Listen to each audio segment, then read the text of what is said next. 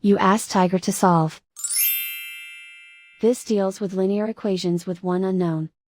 The final result is x equals 75 over 2. Let's solve it step by step. Simplify the expression. Find the greatest common factor of the numerator and denominator.